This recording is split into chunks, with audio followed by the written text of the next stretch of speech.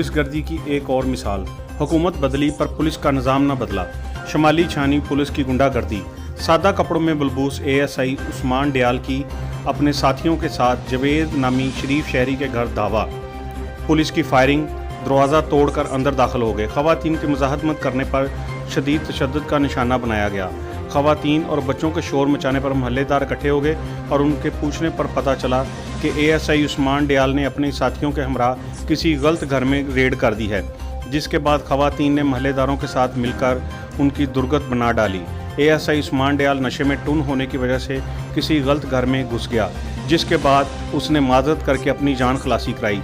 महल्लेदारों से पूछने के बाद ये पता चला कि ASI उस्मान डियाल SHO का कार्य ख़ास है और अक्सर बगैर वर्दी के ड्यूटी करता है।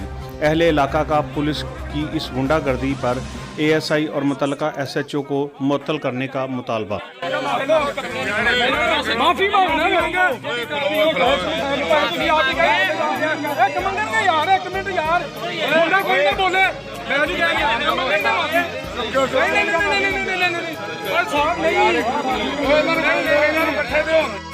पूरी दुनिया में पुलिस का नाम जहन में आते ही एक तहफ़्फ़ुज़ का एहसास महसूस किया जाता है, लेकिन पाकिस्तानी पुलिस का नाम आते ही लोग खौफज़दा हो जाते हैं।